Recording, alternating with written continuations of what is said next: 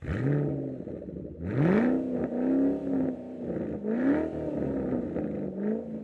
ready to ride along for another exciting episode of No Driving Gloves, where Derek, John, and Will use over 75 years combined industry knowledge to bring you a bare-knuckled view on the collector car hobby. So let's get rolling. Hello, everyone out there. It's Derek and John tonight. Unfortunately, that self-employment that Will has that is so cushy and lets him do whatever he wants has him working late for the next few nights. So it'll just be Derek and I this evening. How was your week, Derek? No, my week went good. Everything's going well. At this point, just most of my time is spent getting ready for all the holiday travel and holiday events that are going to be going on over the next 2-3 weeks of life.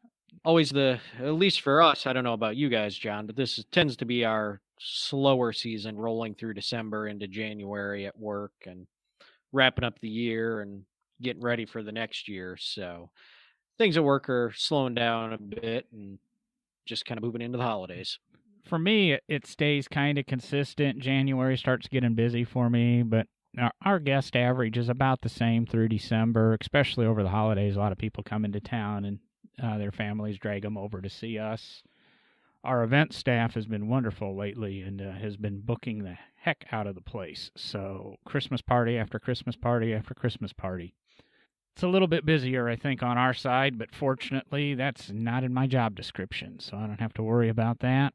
And I've got a quick, easy travel this upcoming holiday.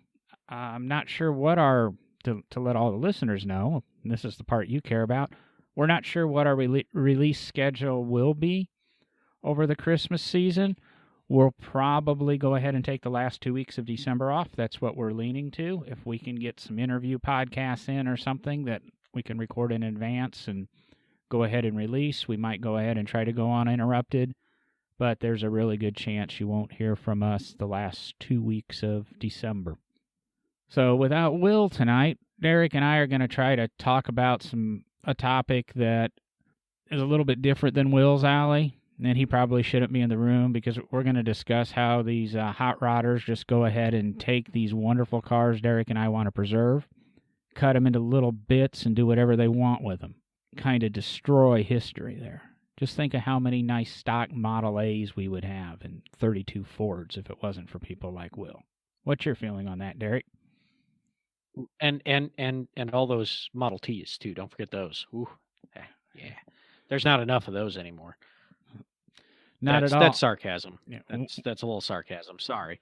No, we're actually going to talk. No. When I get tours and stuff, when I give tours or when I'm talking to people and discussing kind of what I do or what I did, and I'm sure Derek gets the same questions, and that's, how do you guys decide or how do you guys make the choices you do when doing a restoration? And goes from, how do you make it stock? Do you put it back the way it left the factory? Do you put it to a significant point in history? Do you preserve what you have? Do you go, well, this doesn't really exist, let's just go ahead and throw it away or scrap it or part it out? Is it better served, as we said in an early episode, sacrificing its life for the betterment of others? It's just a long, hard question with multiple answers, and we're going to try to take it on a little bit tonight. Help you know from the for-profit restoration shop point of view, from the conservation point of view, from the museum point of view, some of what goes in. Everybody's got a little bit of difference of opinion. I differ sometimes from my employers or my customers, and I'm sure Derek does. Everyone has their opinion, right or wrong, but these are the procedures and thought processes that Derek and I use and try to convince, at least I try to convince my bosses. I think Derek's got a little bit easier because he's a little bit higher on that totem pole in the museum world than I. So you get a car in, and we'll go ahead and say something arrives, and you're going to speak from the experience of 3 or 4 or 5 different museums. What do you do with it if, say, I couldn't even give you an example. Say, a car arrives. What's your initial impression? A lot of times with donations and that, you don't get to make the decision. Where do we go? Okay. Well, I'll just start firing off examples of collection vehicles that I've worked on, that I've dealt with at various museums, and the many different choices that can be made in that process. And this is it, it's an interesting world to live in, and I'm sure, John, you've experienced this. Everybody has an opinion on what should happen, especially in the automotive museum world, it seems, to the vehicles in museum collection. Making that decision can oftentimes be somewhat difficult. You're never going to please everyone on the way you decide to do things. My first example will be probably one of the most recent acquisitions at the Corvette Museum, and it's been fairly well publicized that this car was donated to the museum. But it is a C5 Corvette 2000 with 773,338 miles on it. It's been all over the internet that it was donated, and it is the significant thing about the car is it's running on its original engine. It's had head gaskets replaced about 50,000 miles ago. Yes, it's on its second transmission, but engine-wise, it's pretty much the original engine. And it's got a significant story behind it. It's probably the highest mileage original Corvette in existence. And we've already had a lot of attention given to the car by supporters, just Corvette people out there. And a lot of people want to know, well, what are you guys going to do with it? And to be honest, the answer is pretty much absolutely nothing. We're going to preserve it in the state it's in. The seats are worn and torn. There's a lot of wear and tear. Obviously, the steering wheel has wear on it. All the things you would see in a high mileage car, you can imagine they're on this Corvette, and that's how it looks. The clear coat has started to blister and peel in a few places within the last year and a half. The donor informed us of, and when it arrived, we saw that. In the museum world, often the story that goes along with the artifact is more important than just having a pretty artifact and a perfectly restored car. It's about the story that goes with that vehicle, that artifact, that object, whatever term you want to give it. And so in the case of a car like that, we're really not going to touch it. We're going to do what we need to do to preserve it in the condition it's in. And our goal with a vehicle like that is basically we want for the next 100, 200, 300, 400, 500 years, the goal of any museum is that in 100 years, that car looks exactly the way it looked the day it rolled into the museum doors. And there's a lot of techniques we use in the preservation world, in the conservation industry business, to make sure that car stays looking the way it is. And I think John and I have talked about it a little bit, a lot of paying attention to chemicals that we use, paying attention to chemistry of how they react, trying to make sure certain things are pH balanced when they're used in the car, all those different things that we do. So that's kind of one example of a car with an extremely significant story that we want to preserve exactly the way it came to us, because it is the best way to tell that car's story. So with that car, that's the way I would go.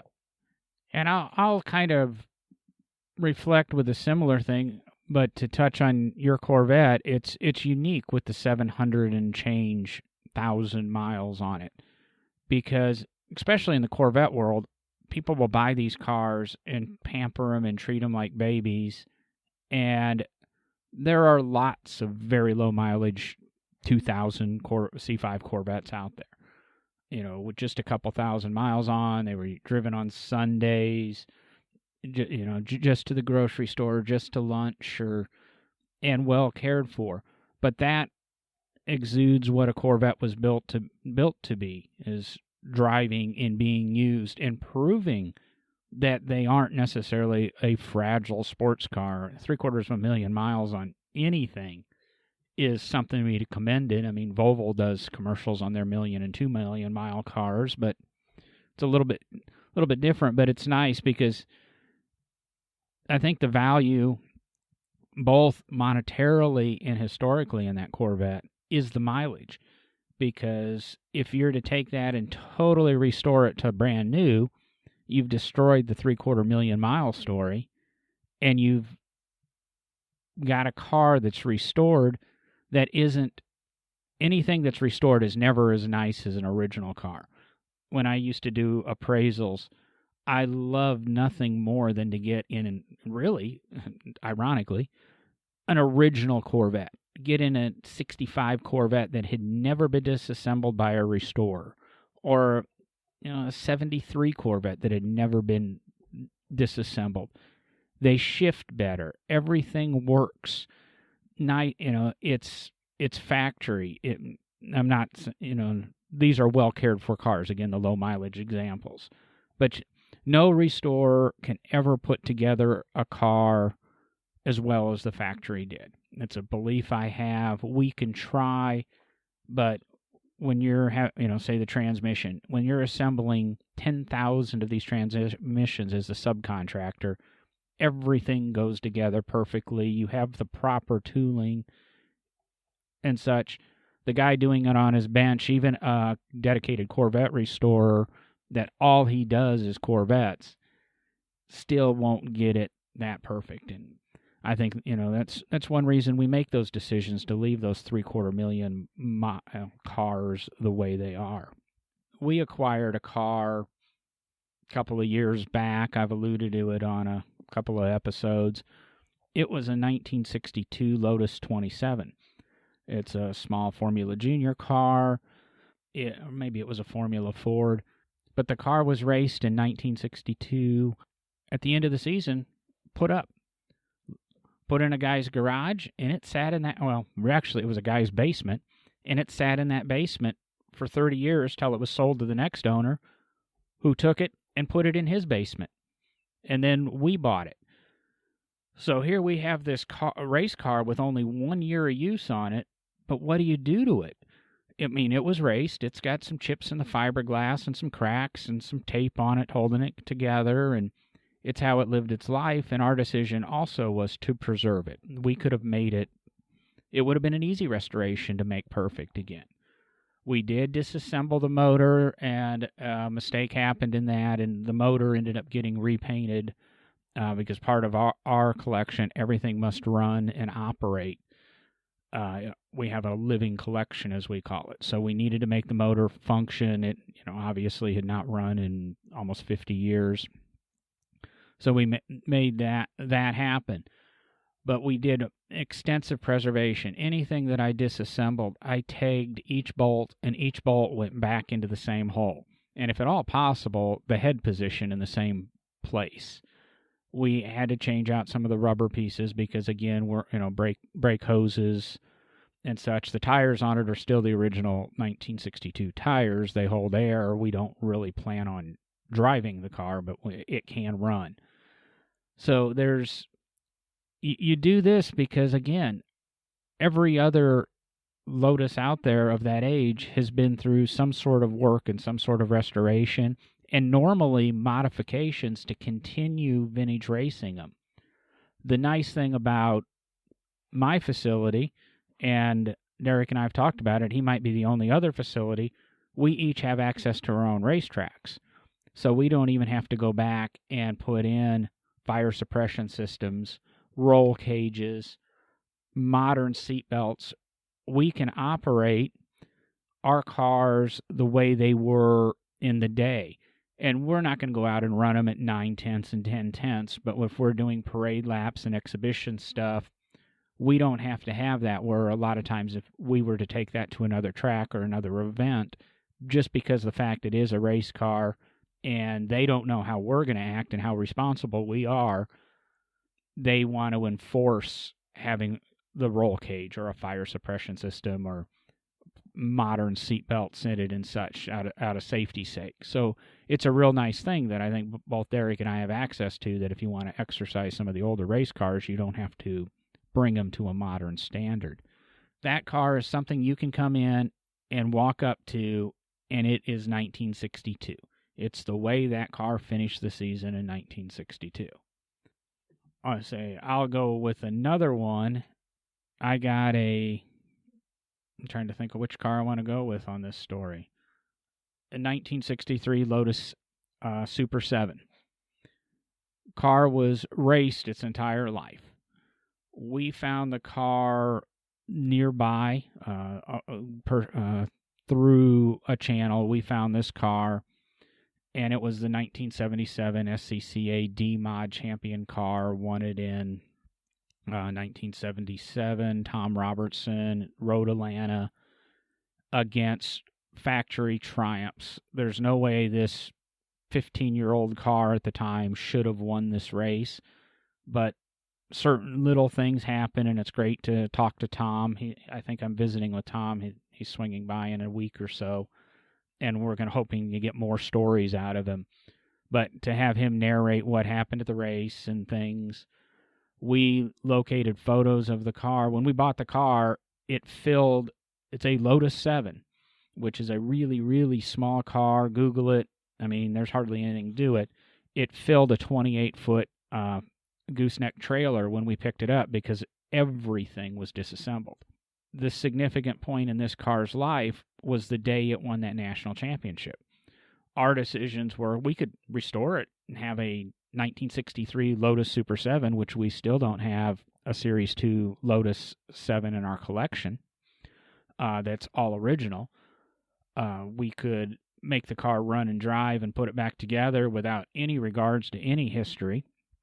Or we could build it back to that day in 1977 and was able to contact people and get photographs of the car, talk to people that were at the race, and we restored that car to the way it appeared in 1977. We kind of say pre-race championship because it was slightly damaged, and we didn't replicate the fender damage from when it got hit during the race and things like that.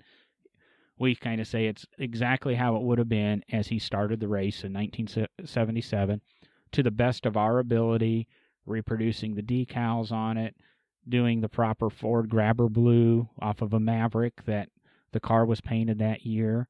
And then that blue was an interesting story because all the photographs I had showed the car orange, and even in the Road Atlanta program in 1978 showed the car as an orange car. And a graphic designer friend of mine who's also a Lotus 7 expert, he was looking at the pictures one day at dinner, and he said, well, they forgot to put cyan in when they developed those photos. And he went ahead and color corrected, and boom, all the colors and all the stories made sense again. I love to use that example that Derek and I can't believe photographs.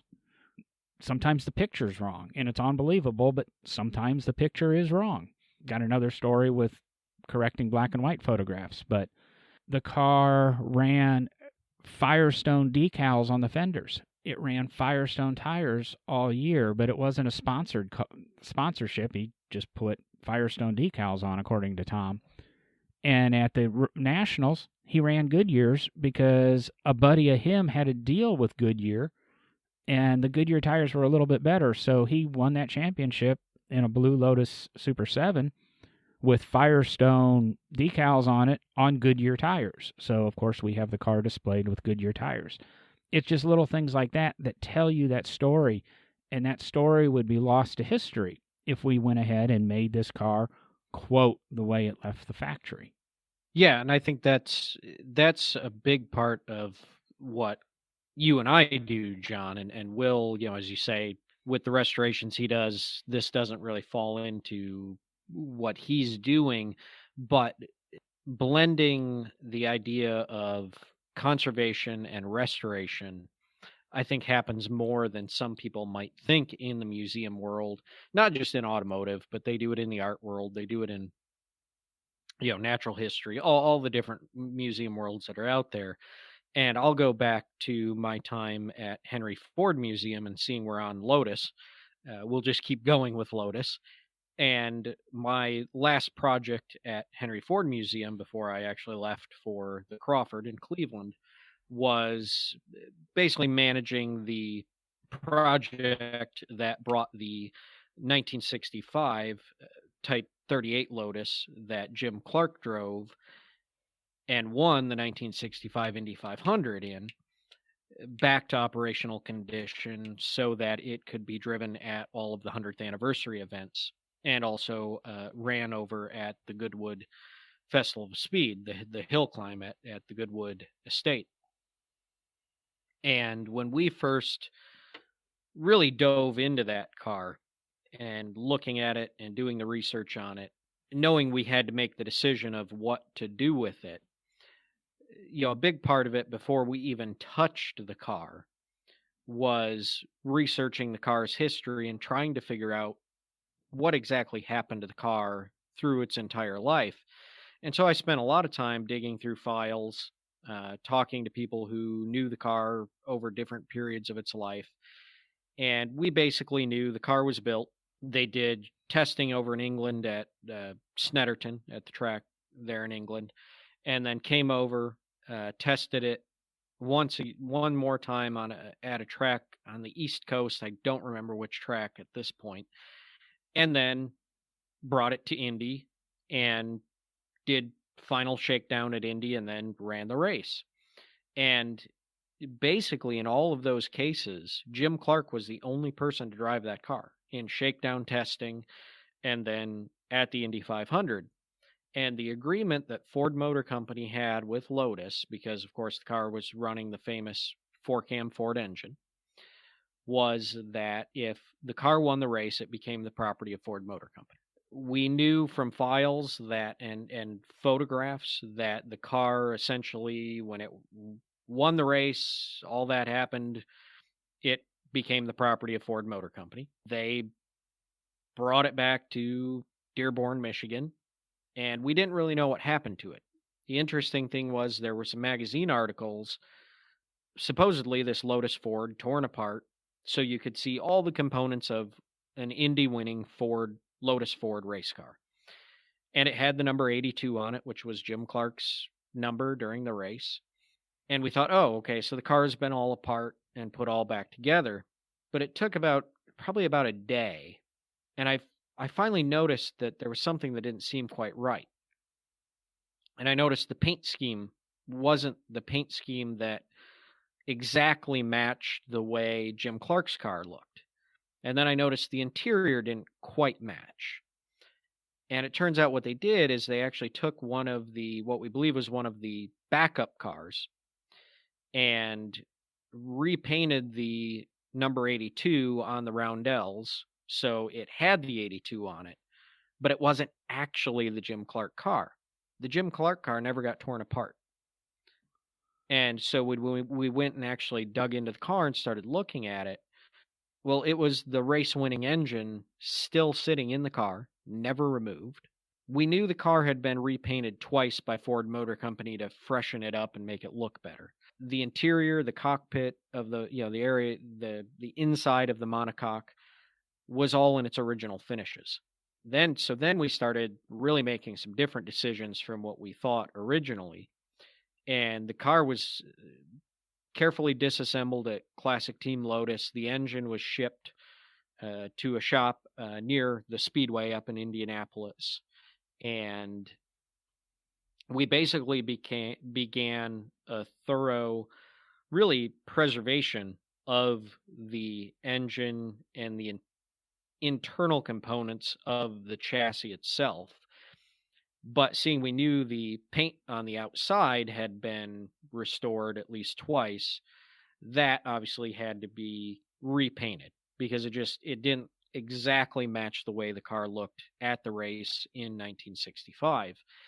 And so I spent, as John, as you talk about, you spend days looking at photographs, black and white photographs from the race, color photographs from the race, the car before the race, the car after the race, everything you can. You're taking measurements of decals, trying to account for the parallax of the angle of the shot, everything that goes into that.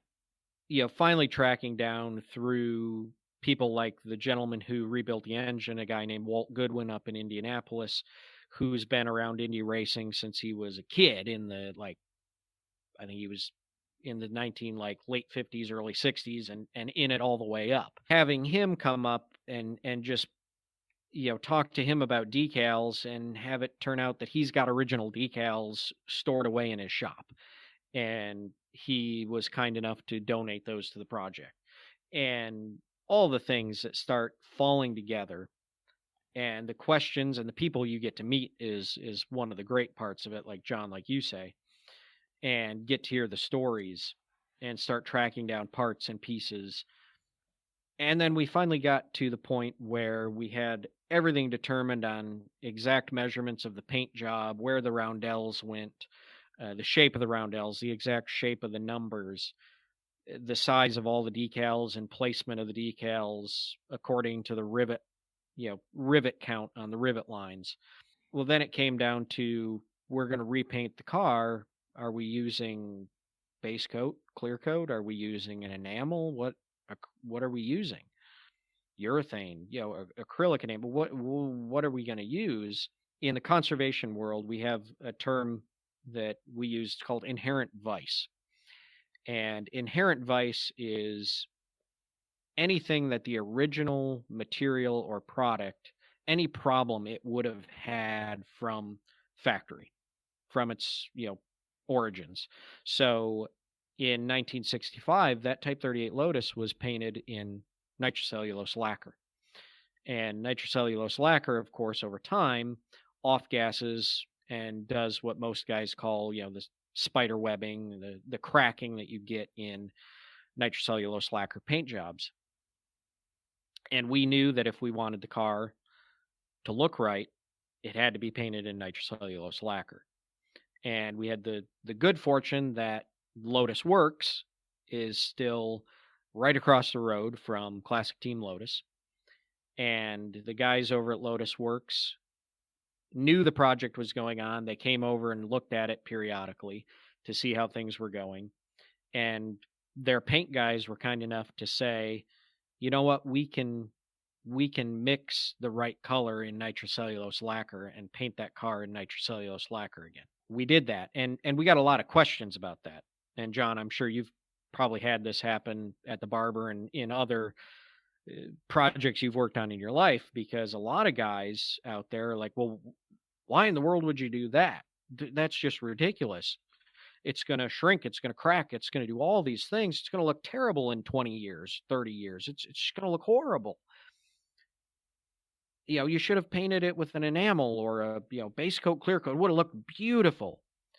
Well, that's the problem. We didn't want it to look beautiful. And that's the goal in museums, as John was just talking a little bit about. You want to capture the look of that object or that artifact at a certain moment in time. And for us, it was what that car looked like running the race in 1965. And to put anything on it that looked any different than nitrocellulose lacquer would not have been doing that. And it also allows that car to live out the inherent vice that it originally would have had. So yeah, maybe in 30 years they're going to start to see some shrinking of the paint and some cracking. But had that car never been touched, 30 years after the race, it's what it would have done.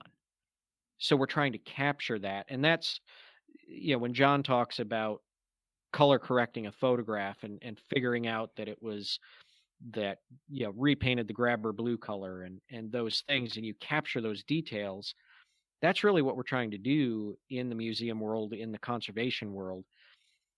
We're not worried about painting a car so it looks like a brand new Toyota Corolla. Or let's expand a little, unless it is a brand new Corvette.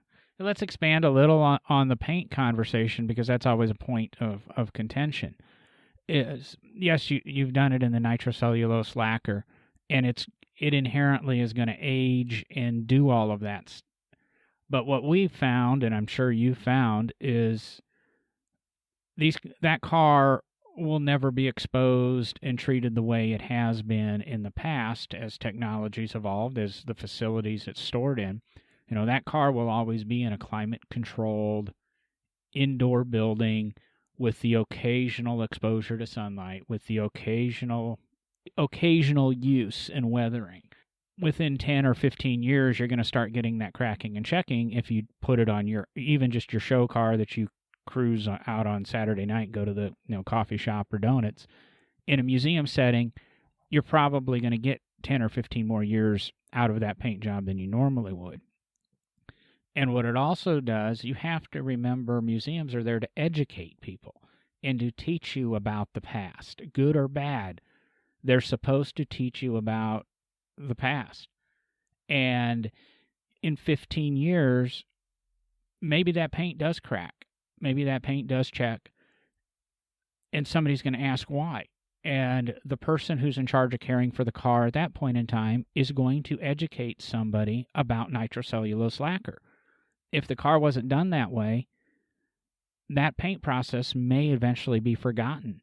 We discuss a lot of paint processes that can't be done anymore because of health code and EPA, and it's unfortunate we can't do those, but that still at least allows us to talk about history and the way things were done. And there's certain looks that will never be replicated, as Derek said. Even that Jimmy Clark car, this is the way it looked. Just the sheen or the gloss or those little things make a difference. It really bothers me that a lot of stuff gets painted in that base clear that never was, just because it's durable. It's easy. It's just not something. If you can do it right, do it. If it's worth doing, it's worth doing right. It's that old saying, I guess.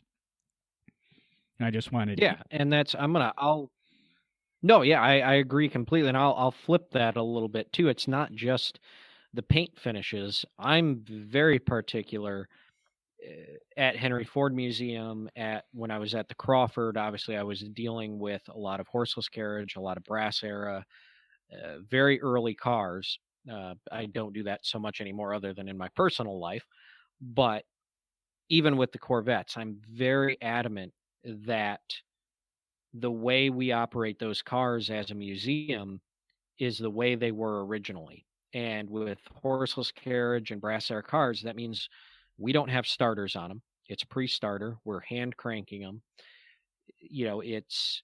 We're not using fuel pumps. We're either using gravity-fed fuel or we're using a vacuum system, which is a long story to explain, but you're basically using vacuum from the engine to suck gas from the tank into the reserve tank and then into the carburetor. But I was always very adamant about that, and some of the issues with that is early cars, when they're running on the technology they had back then, a lot of times they stalled. A lot of times they died for no good reason. And you'd have to get out and start them again and figure out what happened. Or maybe not figure out what happened and just say, hey, it's running again, we're going to go. And it's like John says, that happens at an event, at a show, something. I've had a couple cars I've had out, and they've stalled on me for no reason. They were driving fine, and they just decided to stop running. And people ask questions. Well, why did it stop running? Like what?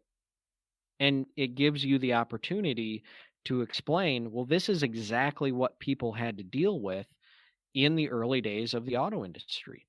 They were complicated machines that didn't always run right, and you had to understand them and understand how to get them running again and figure it out. It was all part of the experience, including hand cranking. And I will admit to this, and I'll tell this story.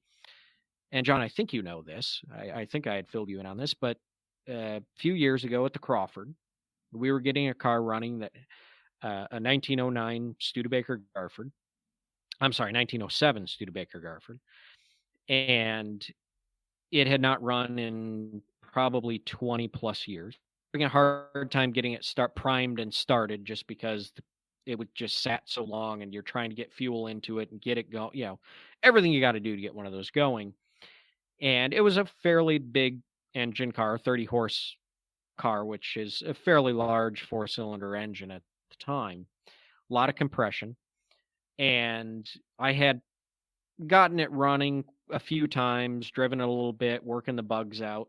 Went to start it one time and pulled up on the crank and don't really know what happened. Believe the mag fired too soon.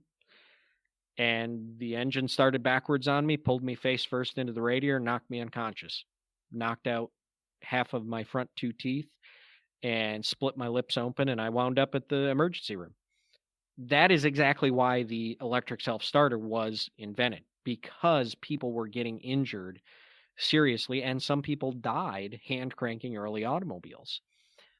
But those of us that work on early automobiles and hand crank them, we all pretty much know, and we all pretty much say that any of us are one crank away from getting hurt, because you never know what that early car is going to do. And that's why a lot of people do rig up a self-starter of some kind onto their cars, because they don't necessarily want to take that risk. But from the world I live in and the educational world I live in, the museum world, I prefer that we hand crank those cars. And I'll tell you what, I don't plan on that ever happening to me again. Because it was a fluke. There was something that just went wrong. But as long as you have those cars set right, and I've had hand cranks pulled out of my hand before when they fired too early. It just, this one time, for some reason, I couldn't let go fast enough.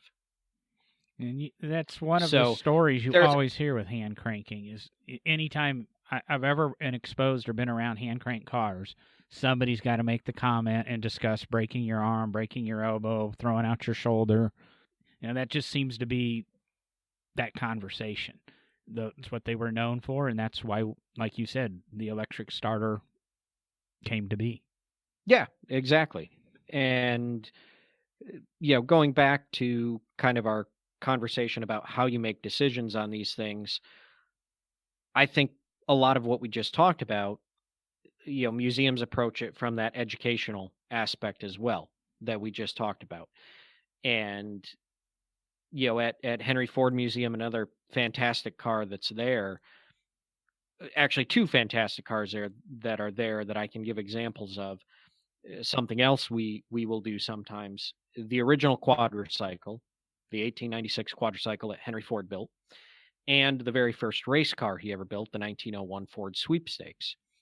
Those are both at Henry Ford Museum. Both those cars are fairly original cars. They're the only ones ever built. They're one of a kind. And although they're kept and preserved at a point of basically just short of running, in other words, the engines turn over, everything functions the way it's supposed to, they just don't put fuel in them and fire them up. But Henry Ford Museum also knows it's very important that people get to see those type of cars operating, those 2 cars specifically operating, hear their stories, and also hear and smell and see them move. So what museums will do occasionally, and there's a few museums have done this with some very significant cars, and it's great that they have, but Henry Ford Museum actually has exact replicas of that have been built to be operable. And they're basically identical to the original. It's the 1901 Ford Sweepstakes, which was built for the 100th anniversary in 2001 of Ford Racing. It was so identical to the original that it had all of the exact same problems that were documented with the first one. It burnt the same bearing. It cracked the same cylinder. It did all the things the original one did. That is how exact the car was replicated. I think it was within like 5 or 10 pounds of the original in weight. They got it so exact. And, so when you're dealing with an artifact that is so precious and so historically valuable, there are often times that museums decide to build exact replicas. Probably one of the coolest ones, aside from those two cars. I've gotten to drive both of those replicas, and they're amazing. But there is a museum in Florida, and they have recreated the 1770 Fardier de Cugnot, which is the first self-propelled vehicle ever built in France as a military experiment, steam-powered, massive wooden contraption. And the original exists in I believe it's the Musée d'Art in Paris, France. And the Cerf family, who operates the museum, decided that they wanted, they're of French descent, and decided that they wanted to be able to show the first self-propelled vehicle in operable condition. And they went over, got permission to completely measure the original, look at it, investigate it, came back to America and Florida and built an exact replica of that vehicle.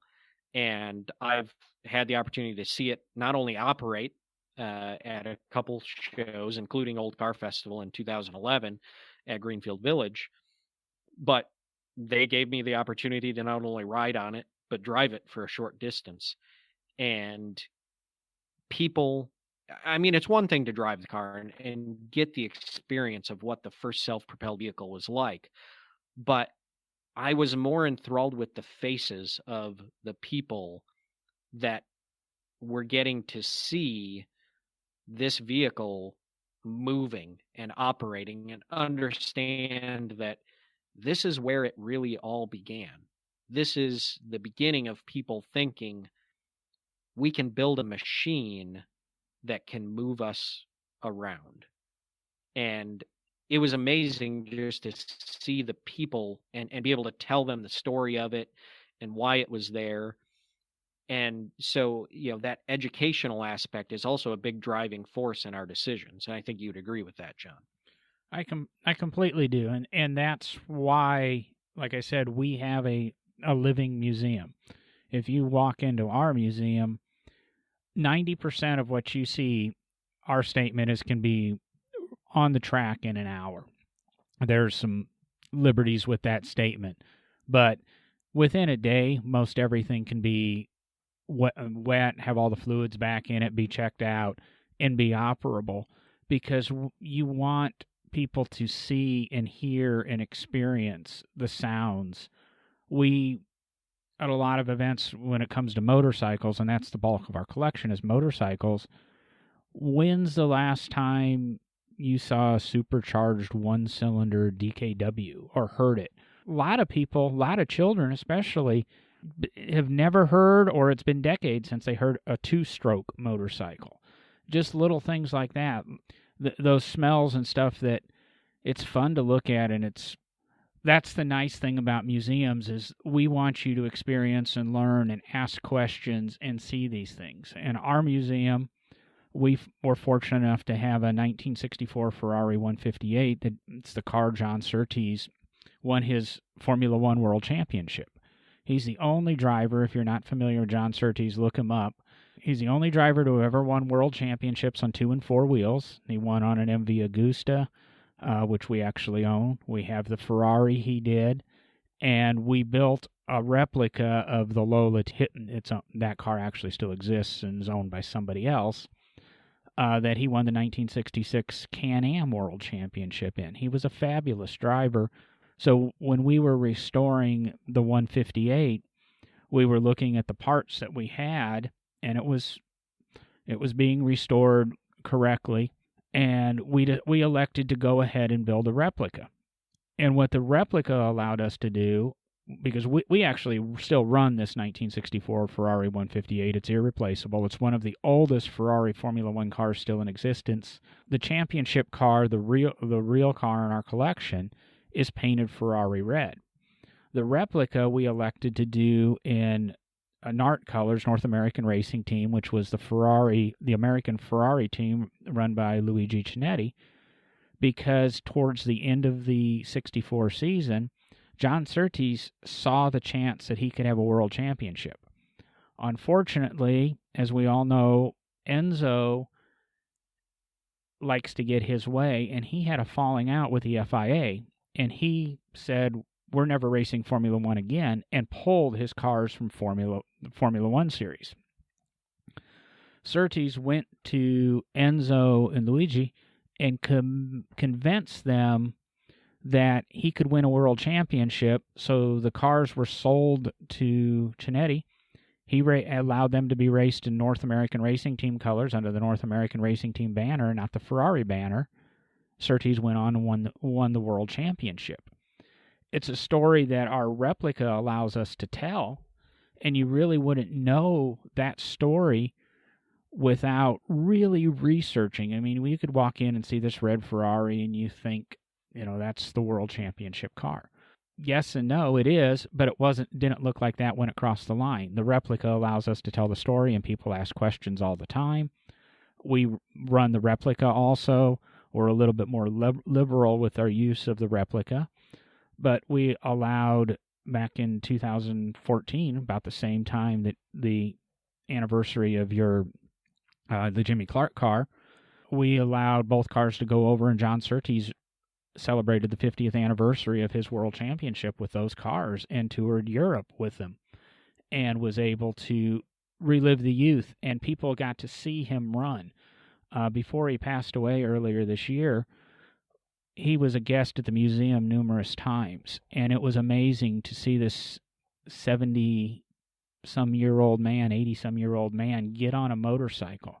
And he didn't get on a motorcycle and ride a motorcycle. We get on motorcycles and ride motorcycles.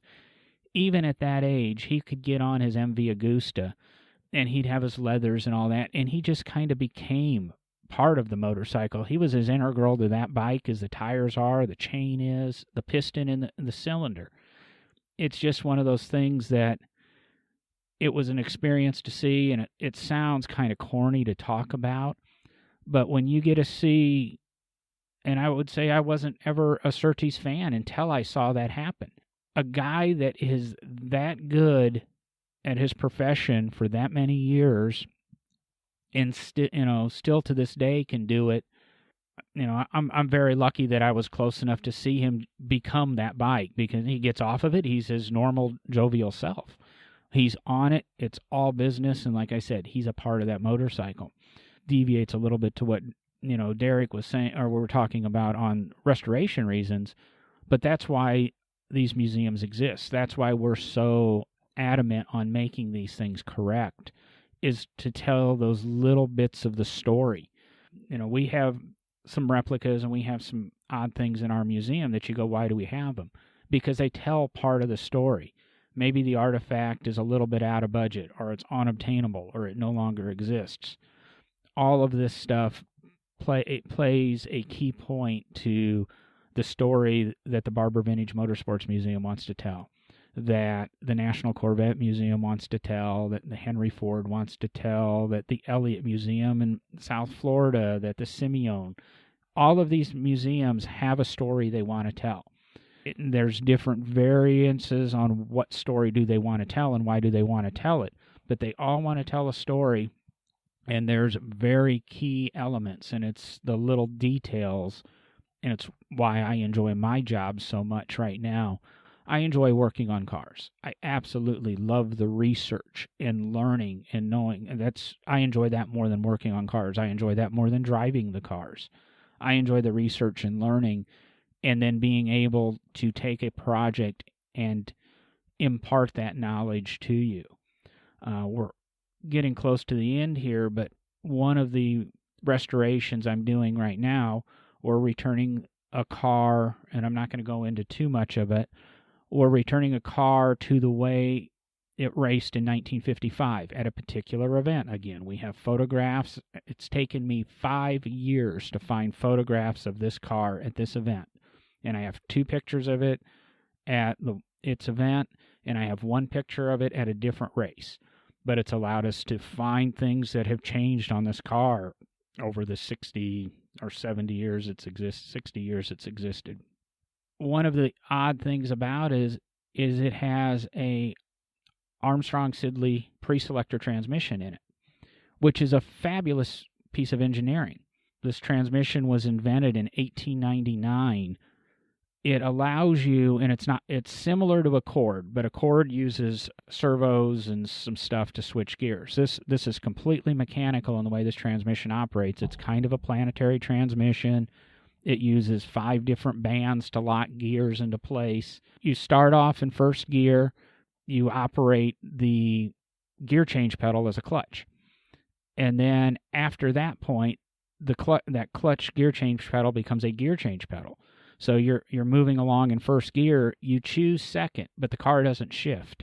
When you're ready for second, you push that pedal in and you lift back up. It's in the same place your clutch pedal is, but you push it in, pull it up, and the car shifts to second. But you're able to pre-select that in advance. Then when you're ready for, once you make that second gear shift, you go to third. And then same thing. After you're in third, do you need fourth or will you need second? What gear do you need for the next point of the event or the drive, etc.? And it allows you to have this nice, quick gear change. The reason this transmission existed is it's before synchronizers, which is in every manual gearbox now, and everybody thinks they can drive a manual, and it's great. Back before synchronizers, there was the double clutching. Shifts were slow. It was easy to miss shifts. So until the 50s, this was a very popular transmission, especially in race cars. Bugattis ran it. I think it was in some Alfa Romeos. There were various cars that all ran these pre-selector transmission. The funny thing is once synchronizers became available, these transmissions were replaced by traditional gearboxes. Those traditional 5 and 6 and the new Corvette 7-speed manual transmissions, I believe the new 911's a 7-speed manual if you want it that way, all happy and we all want them. And then all of a sudden, you look at this pre-selector in this 1955 Lotus, and you go, you know what?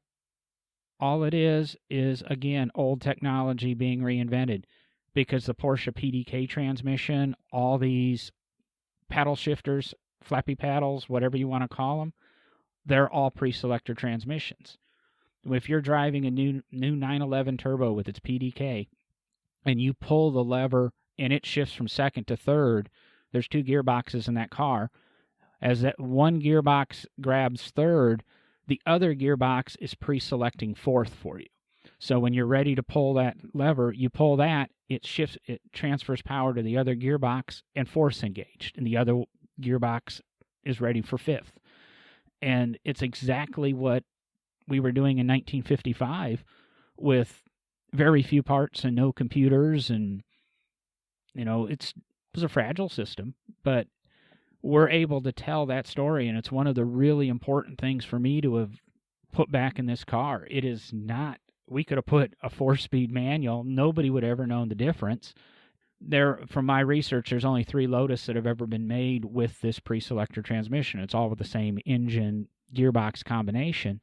It's very important to put that together to be able to tell that story and to say that, hey, this car from 1955 is basically running the same transmission that your 911 Turbo is that you can go buy at the dealership today. It's just we've learned to do it better in the 60 years since this transmission was invented, and really, or since that transmission was used, in the 117 years since that transmission was actually invented. The idea has been there for 120 years. We just needed to get some computers and some things to make it better.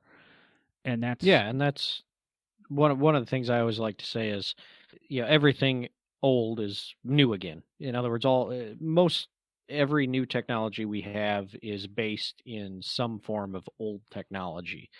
Hybrid, we've talked about it before, hybrid vehicles, they've been around forever. A lot of this stuff, like you say, has been around forever, and it's just finding new ways to make it work in cars and do the things we want it to do now versus what it was doing back then.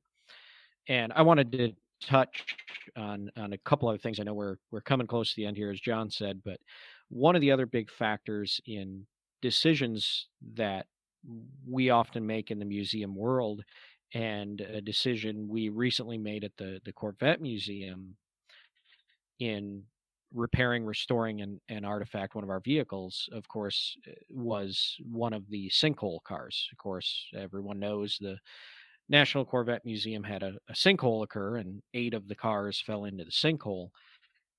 And only 3 of those cars are actually really restorable. And 2 of those were done by GM, the Blue Devil and the 1 millionth.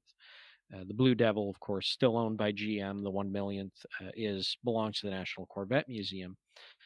But we also had a 1962 Tuxedo Black Corvette that went into the hole and didn't suffer a lot of damage. Mainly cracked the body, a lot of the fiberglass body, and really didn't do any damage, major damage, chassis, engine and transmission, all that. Driveline is just fine, still runs and drives. One of the big factors in the restoration on that was actually the donor's wishes for that car.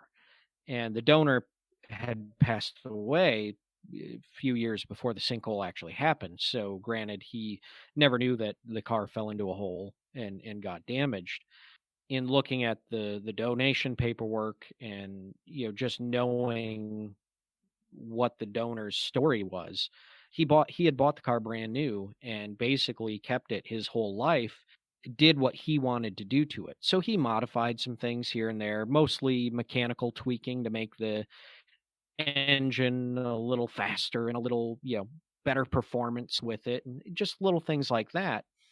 And of course, over the time, he had things, maybe some paint touched up, and maybe this, rear quarter needed to be painted, things like he kept the car up as a good, presentable driver. And granted, okay, the car fell into a hole, had a lot of body damage to it. We could have taken the body off the frame. We could have stripped the engine out. We could have tore every single thing down and completely restored that car frame off. 100-point show car, whatever you want. We could have done that. But the reason the donor donated that car was so people, the visitors of the National Corvette Museum, could see the love he had for that car, the passion he had for that car, that he had kept it up, and he had basically loved that car since it was brand new and made sure it was his driver car until he donated it to the museum. There would be no justice in us returning that car to anything other than what he donated it as. So the goal of the restoration of that vehicle is actually to return it, as John and I have mentioned in almost every single one of these conversations or the examples we've talked about, returning it to a moment in time. And the goal for the National Corvette Museum is to restore that car literally to 1 second before it fell into the sinkhole, because that is the way the donor wanted the car to look. And although we won't be able to exactly match the look of the paint in the way that it had blended in over time in certain areas and things like that, the only thing we are doing to that car is repairing the body damage and repainting it. The interior is staying exactly the same. The engine is staying as it was. The chassis is exactly the way it was before it fell into the hole. Everything is staying exactly the same. We are only repairing what was damaged in the hole, falling into the hole, and repainting it and putting it back to, like I say, as close as we can to that millisecond before it fell into the sinkhole. And so, that's another thing we look at is oftentimes the donor's wishes of the story of the, and it goes back again to the story of the car, but also what the donor really wanted that car to do for the visitors. So that's a big part of some of the decisions as well. And the one other thing I wanted to touch on real quick here before we end, John, you mentioned living collection, the cars all run and drive. We try to do that in most collections, keep the cars, like I say, operable or just short of operable, where everything works and, we can run them when and if we want to. One of the big things, terms you'll hear a lot of us use in the automotive museum field, and really any of the mechanical museum fields where we have machines, is, we try to adhere to what we call responsible utilization. And that means that when any of us that are responsible for these artifacts, when we do operate them, we are making decisions based on the most responsible use of these objects so that we don't damage them in any way. In other words, we don't take the 1965 Lotus Type 38 that Jim Clark won the Indy 500 in out on a racetrack and take it up to absolute top end and flog the machine and risk breaking it. When it goes out, it does parade laps. Anytime we take one of these vehicles out, we use it very cautiously, and we try our best to not have anything happen that could damage the vehicle. Those are the two quick things I wanted to hit on, John. And I think that's a good place to leave it. I am going to step back and recap a little bit on the sinkhole Corvettes. Those, I know, are probably the most challenging decisions I've ever seen when it comes to automotive restoration, just because of what the cars were, where they were. Was at the Corvette Museum shortly before the sinkhole, and to be honest, I hadn't returned until visiting Derek over the summer and seeing the cars. And I know Derek was involved with the discussions on what to do with the cars before he was ever an employee at the Corvette Museum. He was, asked, and he helped consult on what to do with the cars, what to do with the sinkhole, how they should be presented. And doesn't matter if Derek's my friend or not, doesn't matter what I think. I'm just a small fish in this huge pond of the museum world. I think what the Corvette Museum did with that extremely challenging position they had, in the light of every car collector in the world watching, with the most, and excuse me, Corvette people, the most anal car collectors in the world watching, they could not have served those cars better than the way they were presented. Unfortunately, like Derek said, some of the cars can't be restored. That is a portion of their life, and that's going to be presented that way for the remainder of those cars' lives. They're not the gorgeous sculptures they were before, but they've almost probably, in my mind, become more important to some of the Corvette legacy than some of the perfectly restored or the perfect survivor cars there. They tell a story, and the museum's honoring them by allowing them to be displayed how they've lived their lives. Unfortunately, they had this tragedy occur in their lives, but it tells a story, and it's the history of the Corvette. And I would be hard-pressed, I would really have to look to find another museum that had that unusual of a challenge. Museums have had fires, museums have collapsed, museums have had car accidents. Things have gotten damaged over the years, but nothing has ever really happened in such an extravagant, public way, all on camera, and so focused on with the car world. And I want to, commend the National Corvette Museum for how those cars are displayed. If you're not a Corvette person, even swing by, and if that's the only thing in the exhibit you look at are those cars in the rotunda, I believe they call it.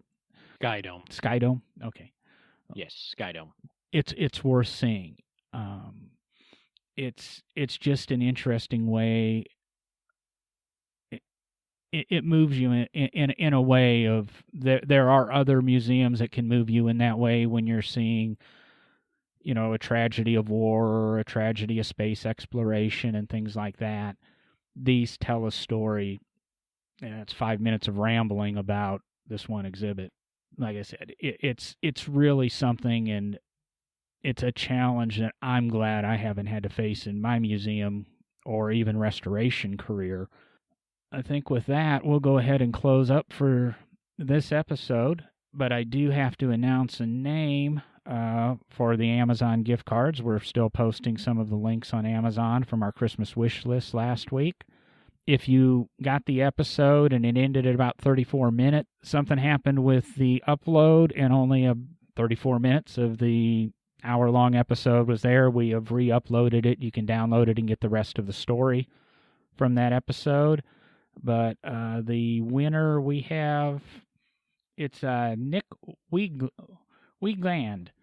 Run CNC TV is his kind of, I think, Instagram handle. I believe he does some CNC work in that, but he liked one of the posts on Instagram, and he's the winner this week of our $10 gift card. We'll reach out to him and present that. You seem to be looking at Amazon through our links. We appreciate that. Like I said, it helps to keep the podcast going, helps cover some of those fees we have to pay. We don't mind paying them out of pocket. We like sitting around chatting with amongst us three every week anyway. So we're going to go ahead and close on that. Guess hopefully all three of us will be back to join you next week. We'll see how Will's project deadline works out for him. So I'll talk to you next week, Derek. All right, have a good one, John, and congratulations to our winner.